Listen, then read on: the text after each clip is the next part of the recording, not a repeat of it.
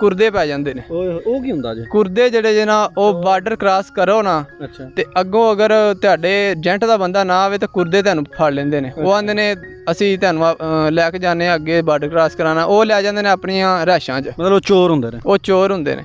ਉਹ ਬਾਅਦ ਚੋਂ ਤੁਹਾਡੇ ਡਬਲ ਪੈਸੇ ਲਵਾਉਣ ਦਫਾ ਉਹ ਕੰਨ ਦੇ ਉੱਤੇ ਛੁਰੀ ਰੱਖਦੇ ਨੇ, ਆਂਦੇ ਨੇ ਤੁਹਾਡਾ ਕੰਨ ਕੱਟ ਦੇਣਾ, ਨਹੀਂ ਤਾਂ ਤੁਸੀਂ ਆਪਣੇ ਘਰ ਫੋਨ ਕਰੋ ਕਿ ਪੈਸੇ ਲਵਾਓ।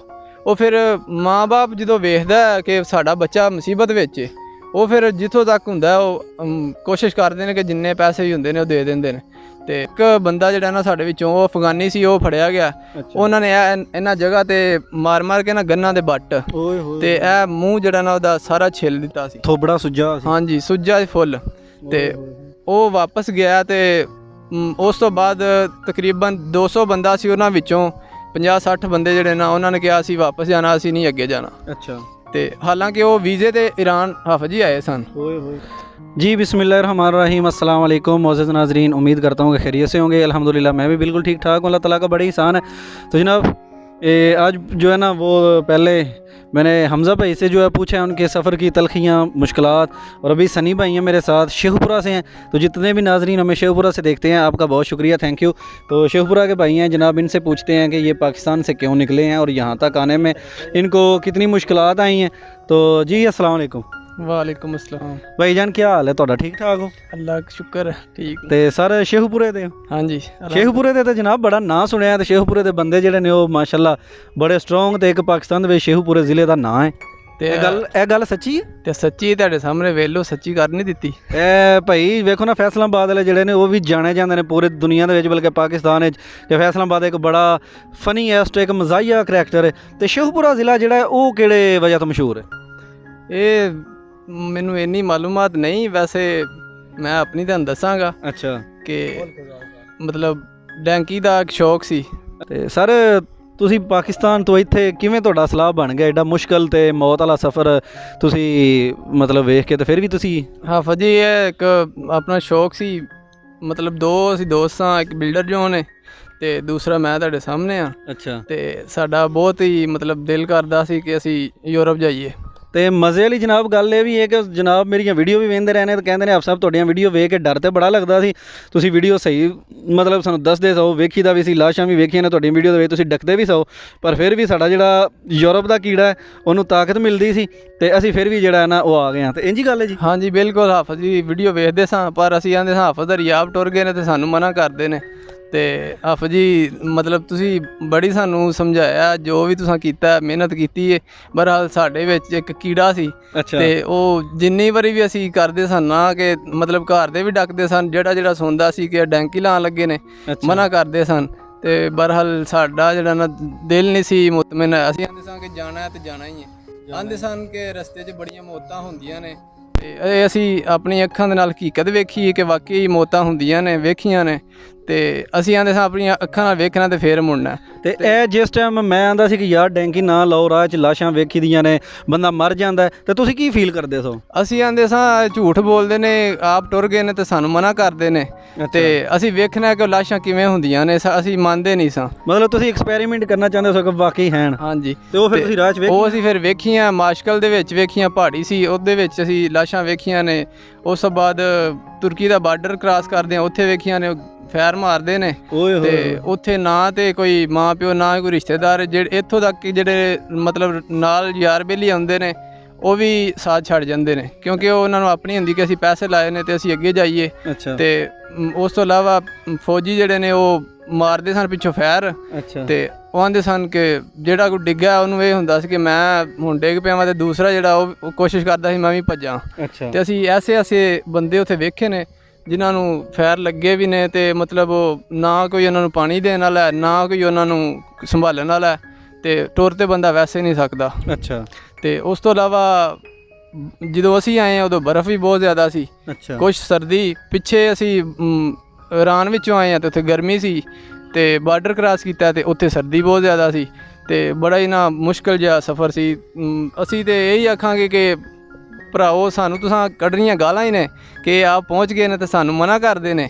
ਤੇ ਇਹ ਵੇਖ ਲਵੋ ਤੁਹਾਡੇ ਸਾਹਮਣੇ ਜੇ ਅਸੀਂ ਤੁਹਾਨੂੰ ਇਹ ਮਨਾ ਵੀ ਨਹੀਂ ਕਰ ਸਕਦੇ, ਕਿਉਂਕਿ ਤੁਸੀਂ ਆਖਣਾ ਕਿ ਜਿਹੜਾ ਨਾ ਸਾਨੂੰ ਆਪ ਅੱਪੜ ਗਏ ਨੇ ਸਾਨੂੰ ਇਹ ਮਨਾ ਕਰਦੇ ਨੇ। ਤੇ ਸਰ ਡੈਂਕੀ ਦੇ ਵਿੱਚ ਕੋਈ ਐਸੇ ਵਾਕਿਆਤ ਕਿ ਜਿਹੜੇ ਤੁਹਾਨੂੰ ਸਾਰੀ ਉਮਰ ਵਾਸਤੇ ਨਹੀਂ ਭੁੱਲ ਸਕਦੇ, ਤੇ ਤੁਸੀਂ ਜਿੰਨੇ ਵੀ YouTube ਤੇ ਵੇਖਣ ਵਾਲੇ ਤੁਹਾਨੂੰ ਭਰਾ ਨੇ ਉਹਨਾਂ ਨੂੰ ਤੁਸੀਂ ਦੱਸਣਾ ਚਾਹੋ ਕਿ ਗੇਮ ਜਿਹੜੀ ਹੈ ਉਹ ਅਸੀਂ ਕਿਸ ਤਰ੍ਹਾਂ ਵਿੱਚ ਮੁਸ਼ਕਲਾਂ ਸੀ? ਤੇ ਆਫਤ ਜੀ ਮੁਸ਼ਕਲਾਂ ਤੇ ਬਹੁਤ ਜ਼ਿਆਦਾ ਆਈਆਂ ਨੇ, ਮਤਲਬ ਅਸੀਂ ਹੁਣ ਇੱਥੇ ਯਕਦਮ ਤੇ ਨਹੀਂ ਦੱਸ ਸਕਦੇ, ਮਤਲਬ ਟੋਟਲ ਤੁਹਾਨੂੰ ਇਹ ਤੁਹਾਨੂੰ ਕਹਿ ਸਕਦੇ ਹਾਂ ਕਿ ਮੌਤ ਤੋਂ ਵੱਧ ਕੇ ਕੋਈ ਸ਼ੈ ਨਹੀਂ। ਮਤਲਬ ਜ਼ਿੰਦਗੀ ਇੱਕ ਬੰਦੇ ਦੀ ਨਾ ਬਹੁਤ ਅਨਮੋਲ ਚੀਜ਼ ਹੈ, ਜ਼ਿੰਦਗੀ ਦੁਬਾਰਾ ਨਹੀਂ ਮਿਲਦੀ। ਤੇ ਐਸੇ ਅਸੀਂ ਰਸਤੇ 'ਚ ਮੰਜ਼ਰ ਵੇਖੇ ਨੇ ਕਿ ਜਿਹੜਾ ਨਾ ਸਿੱਧੀ ਮੌਤ ਹੈ। ਅੱਛਾ। ਤੇ ਉਸ ਤੋਂ ਇਲਾਵਾ ਤਫਸੀਲ ਤੁਹਾਨੂੰ ਜਿਹੜਾ ਨਾ ਆਸਤਾ ਆਸਤਾ ਦੱਸ ਦੇਵਾਂਗੇ। ਤੇ ਮੰਡੀ ਵਾਲਿਓ ਤੁਹਾਡਾ ਕੀ ਖਿਆਲ ਹੈ, ਮਤਲਬ ਜਿਹੜੀਆਂ ਗੱਲਾਂ ਇਹਨਾਂ ਕੀਤੀਆਂ ਨੇ ਮਜ਼ੇ 'ਚ ਤੁਸੀਂ ਪਏ ਉਹਦੇ ਕੀ ਮਤਲਬ ਕੀ ਸੂਰਤ ਹਾਲ? ਠੀਕ ਨੇ, ਗੱਲਾਂ ਸਹੀ ਕੀਤੀਆਂ ਸਾਰੀਆਂ। ਅੱਛਾ ਜੀ, ਰਾਜ ਇੰਜ ਹੀ ਹੁੰਦਾ? ਬਿਲਕੁਲ ਜੀ, ਇੰਜ ਹੀ ਹੁੰਦਾ। ਅੱਛਾ, ਇਹ ਤਾਂ ਥੋੜੀ ਨਾਰਮਲ ਗੱਲ ਕੀਤੀ ਹੈ, ਨਾ ਸਖਤ ਗੱਲ ਹੈ। ਤੇ ਭਾਈ ਮਤਲਬ ਕੋਈ ਵਾਕਿਆ ਸੁਣਾਓ ਹਾਂ ਕਿ ਜਿਹੜਾ ਤੁਹਾਡੇ ਨਾਲ ਹੋਇਆ ਹੋਵੇ।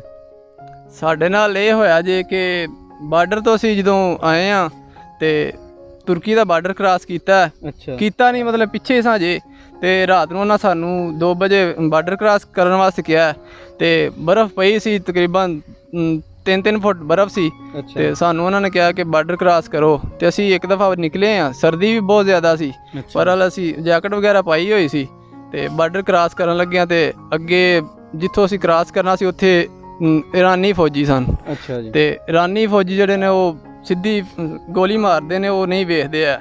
ਤੇ ਮਤਲਬ ਕਹਿਣ ਦਾ ਇਹ ਕਹਿੰਦੇ ਆ ਕਿ ਜਾਨ ਜਿਹੜੀ ਨਾ ਉਹ ਬਹੁਤ ਚੀਜ਼ ਹੈ, ਅੱਲਾਹ ਪਾਕ ਦੀ ਨਿਮਤ ਹੈ, ਤੇ ਇਹਨੂੰ ਐਵੇਂ ਜ਼ਾਇਆ ਨਾ ਕਰੋ ਤੇ ਮਾਂ ਪਿਓ ਨੂੰ ਐਵੇਂ ਪਰੇਸ਼ਾਨ ਨਾ ਕਰੋ। ਇਹ ਬਹੁਤ ਮਤਲਬ ਮੁਸ਼ਕਿਲਾਂ ਦੇ ਨਾਲ ਤੁਹਾਨੂੰ ਉਹਨਾਂ ਨੇ ਪਾਲਿਆ। ਕੋਈ ਐਸਾ ਵਾਕਿਆ ਕਿ ਜਿਹੜਾ ਤੁਹਾਨੂੰ ਭੁੱਲ ਹੀ ਨਹੀਂ ਸਕਦਾ ਤੇ ਤੁਸੀਂ ਆਖੋ ਕਿ ਅੱਜ ਮੌਤ ਹੀ ਮੌਤ ਪੱਕੀ ਹੈ?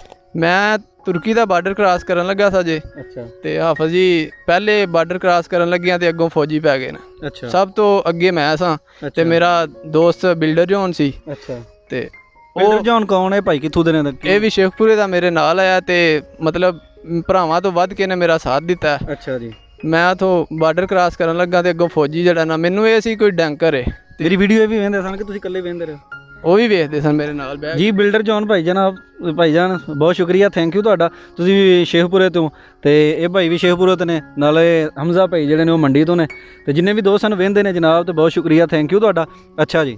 ਤੇ ਬਾਰਡਰ ਤੋਂ ਫੌਜੀ ਜਿਹੜਾ ਨਾ ਉਹ ਇੱਕ ਦਫਾ ਮੇਰੇ ਵੱਲ ਦੌੜਿਆ ਤੇ ਮੈਨੂੰ ਇਹ ਸੀ ਡੈਂਕਰ ਹੈ। ਜਦੋਂ ਉਹਦੇ ਕੋਲ ਮੈਂ ਗਨ ਵੇਖੀ ਹੈ ਤੇ ਮੈਂ ਕੋਈ ਚੀਜ਼ ਨਹੀਂ ਵੇਖੀ, ਮੈਂ ਦਸਤੀ ਵਾਪਸ ਮੁੜਿਆ ਵਾਂ ਤੇ ਮੈਂ ਦੌੜਿਆ ਵਾਂ। ਤੇ ਨਾਲ ਸਾਡੇ ਲੇਡੀ ਵੀ ਸਨ, ਫੈਮਲੀਆਂ ਵੀ, ਬੱਚੇ ਵੀ ਸਨ। ਤੇ ਉਹ ਬਰਫ਼ ਦੇ ਉੱਤੇ ਡਿੱਗੇ ਨੇ ਤੇ ਮਤਲਬ ਉੱਥੇ ਇਸ ਤਰ੍ਹਾਂ ਹੀ ਸੀ ਕਿ ਜਿਵੇਂ ਨਾ ਹੁਣ ਬਸ ਮੌਤ ਪੱਕੀ ਹੈ।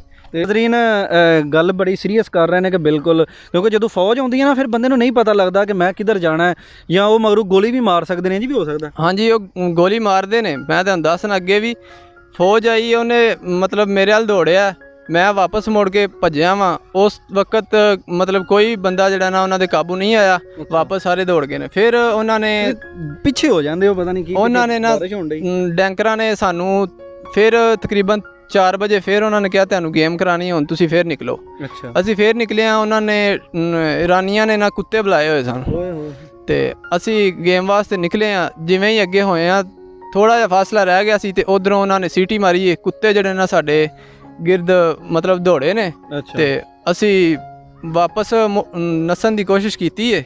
ਤੇ ਇੱਕ ਬੰਦਾ ਜਿਹੜਾ ਨਾ ਸਾਡੇ ਵਿੱਚੋਂ, ਉਹ ਅਫਗਾਨੀ ਸੀ, ਉਹ ਫੜਿਆ ਗਿਆ। ਉਹਨਾਂ ਨੇ ਇਹਨਾਂ ਜਗ੍ਹਾ ਤੇ ਮਾਰ ਕੇ ਨਾ ਗੰਨਾਂ ਦੇ ਬੱਟ ਤੇ ਇਹ ਮੂੰਹ ਜਿਹੜਾ ਨਾ ਉਹਦਾ ਸਾਰਾ ਛਿੱਲ ਦਿੱਤਾ ਸੀ, ਥੋਬੜਾ ਸੁੱਜਾ। ਹਾਂਜੀ, ਸੁੱਜਾ ਫੁੱਲ।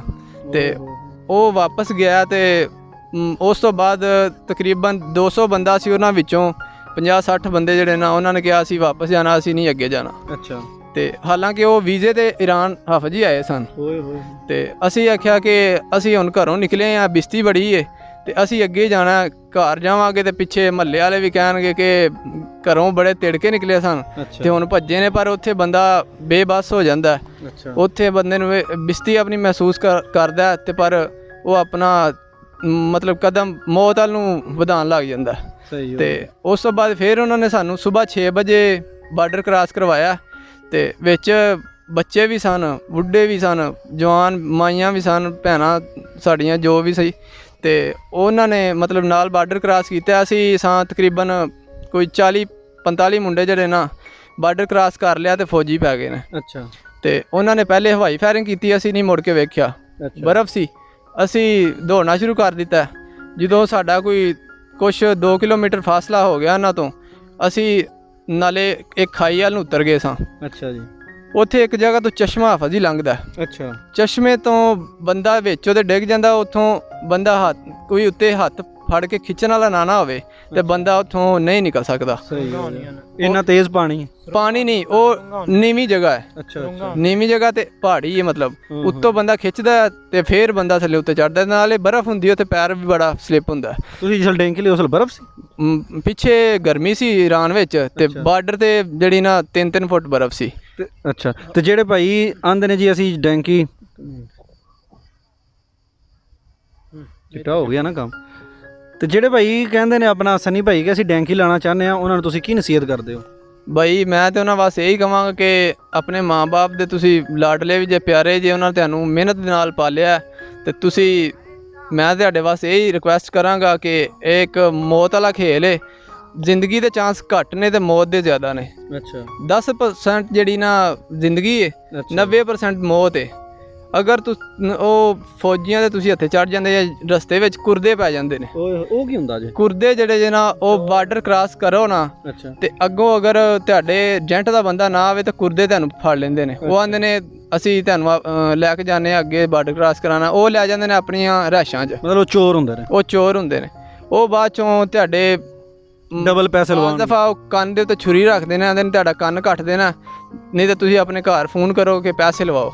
ਉਹ ਫਿਰ ਮਾਂ-ਬਾਪ ਜਦੋਂ ਵੇਖਦਾ ਕਿ ਸਾਡਾ ਬੱਚਾ ਮੁਸੀਬਤ ਵਿੱਚ ਹੈ, ਉਹ ਫਿਰ ਜਿੱਥੋਂ ਤੱਕ ਹੁੰਦਾ ਉਹ ਕੋਸ਼ਿਸ਼ ਕਰਦੇ ਨੇ ਕਿ ਜਿੰਨੇ ਪੈਸੇ ਵੀ ਹੁੰਦੇ ਨੇ ਉਹ ਦੇ ਦਿੰਦੇ ਨੇ।